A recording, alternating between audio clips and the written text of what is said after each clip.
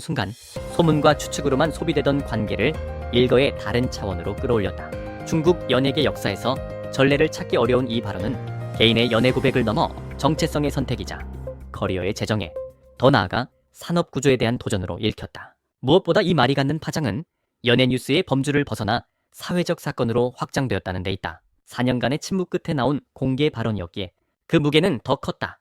침묵이 길수록 폭발은 컸고 그 폭발은 개인의 용기와 시스템의 한계를 동시에 드러냈다. 이 서사의 출발점에는 4년의 무응답이 있다. 왕이보는 여러 애설에 일절 반응하지 않았고 보진이 샤오로 대표되는 CP 마케팅 질문 역시 철저히 회피했다. 대중은 이를 두고 냉정함 혹은 계산된 이미지 관리로 해석했다. 그러나 시간이 지나며 이 침묵은 다른 의미로 재해석된다. 그것은 회피가 아니라 선택이었고 무대응은 방치가 아니라 보호였다. 최적의 순간을 기다리는 의도된 침묵, 그리고 누군가를 지키기 위한 책임의 방식이었다는 해석이다. 말하지 않음으로써 감당해야 할 비난을 스스로 떠안는 전략은 그 자체로 위험을 내포한 결정이었다. 모든 서사는 2019년의 폭발적 흥행에서 본격적으로 굴러가기 시작한다. 위무선과 남만기라는 캐릭터의 전설적 조합은 작품을 넘어 문화 현상으로 번졌고 글로벌 트렌드 1위에 오를 만큼 CP 열풍은 거셌다. 촬영 현장 안팎에서 두 사람은 극명한 대비를 이뤘다. 내성적이고 과묵한 왕이보,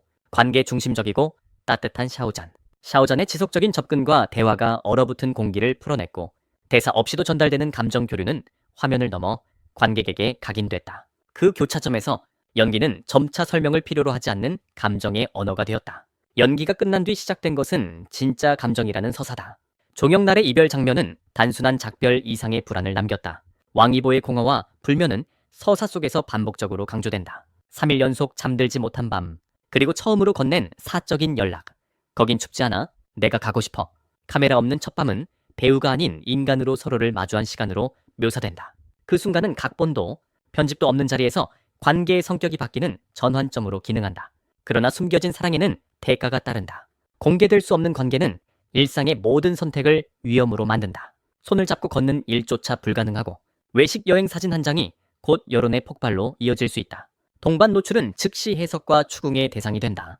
여기에 더해 왕이보가 짊어진 무게는 개인적 차원을 넘어선다. 수억에 달하는 팬의 시선, 브랜드 계약의 촘촘한 조항, 그리고 사회적 수용성의 한계. 이 모든 요소는 사랑을 사적인 문제로 두지 못하게 만드는 구조적 압력으로 작동한다. 서사에서 결정적 장면으로 제시되는 것은 이보 27 사건 이후의 고립이다. 전면적인 여론 공격 속에서 샤오자는 업계와 대중으로부터 고립되고 그 시기 유일한 동반자로 왕기보가 등장한다. 빗속에서 3시간을 함께 걸었던 밤, 말보다 침묵이 길었던 시간은 감정이 소진될 때까지의 동행으로 묘사된다. 이 대목은 동정이나 영웅서사가 아니라 관계의 내구성을 시험하는 장면으로 기능한다. 그리고 질문이 던져진다. 이 모든 걸 나와 함께 감당할 수 있어? 샤오잔의 물음은 감정의 확인이 아니라 삶의 조건을 묻는 질문이다. 이에 대한 왕기보의 대답, 네가 아니라면 안 된다. 는 감미로운 수사가 아닌 책임의 언어로 제시된다. 선택의 범위를 좁히는 이 문장은 도망갈 수 있는 여지를 스스로 차단하는 선언에 가깝다. 이후의 시간은 반복된 이별과 거리두기의 연속으로 그려진다. 수차례의 강제 분리, 숨김과 절제의 반복 속에서도 관계는 끝내 놓이지 않는다. 공개 결정은 그래서 과거 고통의 종결이자 미래에 대한 선언으로 해석된다. 숨김의 전략을 접고 감당의 전략을 택하는 순간이다. 마지막으로 조용한 프로포즈와 결혼의 장면이 등장한다. 화려함은 배제된다. 꽃도 카메라도 없다. 손편지와 반지, 그리고 웃으며 우는 샤오잔의 반응. 나는 더 이상 아이돌이 아니다라는 선언은 정체성의 이동을 상징한다. 무대 위의 인물이 아니라 삶의 동반자로서의 선택. 그것이 이 서사가 도달하는 결론이다. 화려한 조명 대신 일상의 빛을 택한 이 장면은 연애 산업의 문법과 개인의 결단이 정면으로 충돌하는 지점을 선명하게 드러낸다. 공개 이후의 후폭풍은 즉각적이었고 동시에 구조적이었다.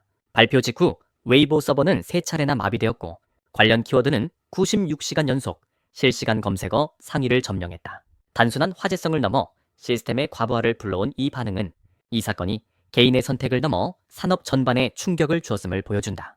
광고주와 소속사의 압박은 곧바로 가시화됐다. 계약 조항의 재검토, 일정의 재조정, 그리고 회의실에서 오간 마지막 경고, 모든 것을 잃을 수 있다는 선택의 대가를 명확히 했다. 이 최후 통첩은 협상의 언어라기보다 구조의 본심에 가까웠다. 개인의 결단이 산업 논리에 얼마나 쉽게 충돌하는지를 드러내는 장면이었다. 그 지점에서 왕이보의 선택은 단순한 감정 표명이 아니라 가치의 서열을 밝히는 선언으로 읽힌다. 세상을 잃어도 그는 잃을 수 없다. 이 문장은 스타의 반항일까? 아니면 인간의 성장일까? 질문은 갈라지지만 분명한 것은 이 선택이 계산의 영역을 벗어났다는 사실이다. 손익의 균형표가 아니라 삶의 우선순위를 재정렬하는 순간이었다. 그가 감수한 것은 이미지의 손실이 아니라 이미지에 의존해온 삶의 방식 자체였다. 이어진 샤오잔의 첫 공식 응답은 대조적으로 담담했다. 감정의 과잉도 서사의 과장도 없었다. 그는 이 관계를 뜨거운 사랑이 아니라 오래 끓이는 차 같은 관계로 정의했다. 급격한 고백보다 축적의 시간을 강조하는 비유는 사건의 속도와 반대로 관계의 온도를 낮추는 효과를 냈다. 서로를 선택한 이유에 대해 그는 화려한 이유를 나열하지 않았다. 대신 나는 선택받을 가치가 있는 사람임을 알게 됐다는 문장으로 응답했다. 이는 상대에 대한 찬사가 아니라 자기 인식의 변화에 대한 고백이었다. 선택의 대상이 되는 것이 아니라 선택을 감당할 수 있는 주체로 서는 과정이 강조됐다. 팬덤의 반응은 예상대로 분열됐다. 탈덕과 분노, 붕괴의 언어가 먼저 등장했다. 오랫동안 축적된 이상형이 한순간에 무너졌다는 충격은 감정의 균열로 표출됐다. 그러나 시간이 지나며 해석의 층위는 달라졌다. 이해와 지지가 점차 늘어났고 논쟁은 비난에서 의미로 이동했다. 그 전환점에는 왕이보의 팬레터가 있었다. 나의 빛을 이제 그에게 건네고 싶다. 짧은 문장이었지만 팬과 스타의 관계를 재정의하는 신호였다. 여기서 쿨함의 의미도 새롭게 정의된다. 냉정이 아니라 침묵하는 깊은 사랑, 말하지 않음으로 지키는 방식으로 말이다. 이 사건이 갖는 무게는 중국 연예산업의 구조와 맞닿아 있다. 동성애는 여전히 금기의 영역에 놓여 있으며 루머조차 봉쇄의 대상이 되는 환경이다. 이번 공개는 도발이 아니라 존재 증명의 선택으로 읽힌다. 체제를 흔들기 위한 선언이 아니라 체제 안에서 살아온 개인이 자신의 실존을 부정하지 않겠다는 결정이었다. 사랑조차 선택할 수 없다면 우리는 왜 사는가라는 질문은 개인의 감정에서 출발해 사회의 규범을 되묻는 문장으로 확장된다. 마지막 관문은 가족이었다. 왕이보의 어머니는 처음에 이 선택을 받아들이지 못했고 한 달간의 단절이 이어졌다. 그러나 함께하는 일상을 목격한 뒤 태도는 달라졌다. 요리를 하고 집을 정리하고 같은 시간대를 공유하는 장면들은 추상적 우려를 구체적 삶으로 바꾸었다. 네가 행복하다면 지지한다는 말은 이해의 완성이 아니라 수용의 시작이었다. 반면 샤오잔의 가족은 비교적 빠르게 관계를 받아들였고 이는 서로 다른 가정 문화가 같은 결론에 도달하는 또 다른 경로를 보여준다. 결혼식은 소규모였다. 가족과 지인만 참석했고 언론과 라이브는 전면 배제됐다. 테이블 카드에 적힌 문구 너는 내 인생의 유일한 선택는 선언이 아니라 약속에 가까웠다. 여기서 결혼의 의미도 재정립된다. 화려한 이벤트가 아니라 일상의 반복, 다툼 이후의 포옹,